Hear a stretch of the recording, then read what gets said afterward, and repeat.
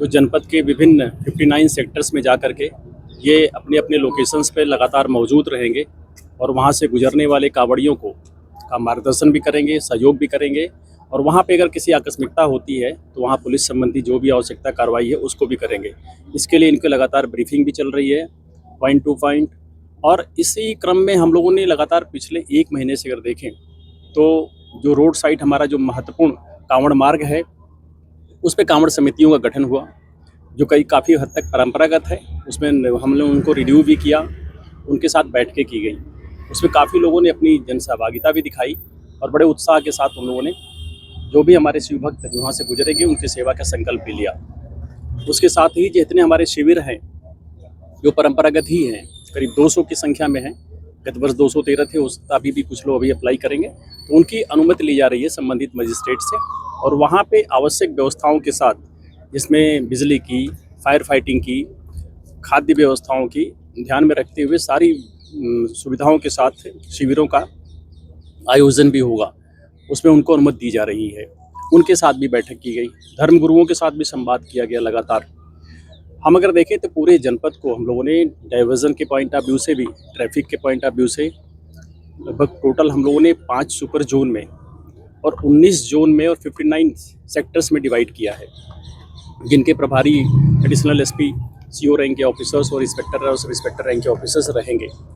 हमारे जो सब सेक्टर्स होगा और सेक्टर्स होगा ये काफ़ी इंपॉर्टेंट होगा। इसमें सभी विभागों के अधिकारी रहेंगे, उसमें बिजली विभाग के भी, लोक निर्माण के भी, सिंचाई के भी, ताकि अगर कोई आवश्यकता मौके पे पड़ती है तो संबंधित विभाग द्वारा वो तत्काल उसको ठीक करा दिया जाए। मेडिकल टीमें भी इनके साथ रहेंगी। एम्बुलेंस की हमारी 29 एम्बुलेंस इन रोड पे रहेंगी, जो किसी भी आकस्मिकता पर तत्काल जो है उनको हम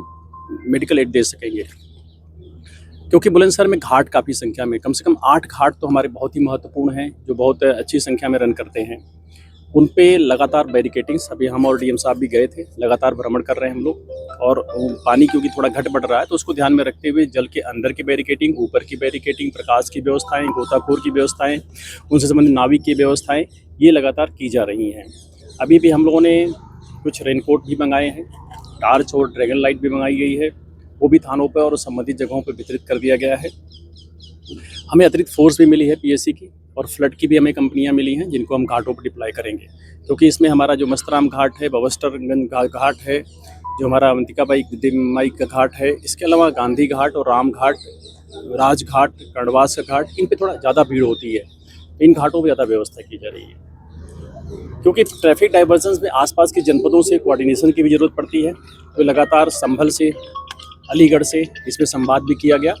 और इस बार ट्रैफिक डाइवर्जन्स में गंगा एक्सप्रेसवे को यूज़ करते हुए इसका एक चेंज भी किया गया, जो आपके माध्यम से हम लोगों तक पहुंचाना चाहेंगे कि अब जो दिल्ली और गाज़ियाबाद, नोएडा की तरफ से वाहन आते थे और नरौरा होकर जाते थे संभल की तरफ, ये वाहन सीधे जाएंगे अब हापुड़ के पास, और वहाँ पे खडोलिया कट से बाएं टर्न करके जो मेरठ का रैंप है उससे जाकर के 32.5 से यू टर्न लेकर के सीधे अब ये आगे अमरोहा, मुरादाबाद, संभल, बदायूं होते हुए लखनऊ को जा सकेंगे। तो इससे इसका लोड कम होगा, क्योंकि गत वर्षों में अनुभव होता था कि यहाँ पे काफ़ी ट्रक खड़े करने पड़ते थे। नरौरा का जो हमारा टर्न पॉइंट है वो काफ़ी सकरा भी है, तो ये हमारा गंगा एक्सप्रेसवे बनने से एक डाइवर्जन का एक नया मार्ग मिल गया है, जिससे कि आने जाने वाले हमारे जो यात्री थे, जिनको थोड़ी असुविधा होती थी, लंबा घूमना पड़ता था, वो नहीं होगा और वो सीधे निकलेंगे। इसी तरह से जो संभल की तरफ से आने वाले लोग होंगे, अमरोहा, संभल, मुरादाबाद, रामपुर टुवर्ड्स लखनऊ की तरफ से भी, वो सभी लोग जो गंगा एक्सप्रेस पे से आएंगे वो भी खडोलिया कट से उतरेंगे नीचे और वो सीधे डासना होते हुए दिल्ली की तरफ चले जाएंगे।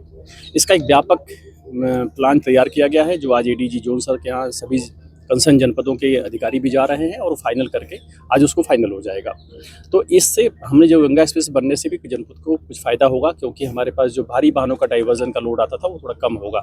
इस प्रकार हम लोग ट्रैफिक प्लान से लेकर के कांवड़ियों के जो हमारे पैदल आवागमन है उसको ध्यान में रखते हुए घाटों को लेकर के व्यापक प्रबंध किए जा रहे हैं। इसको लेकर के हम लोगों ने बीट लेवल पे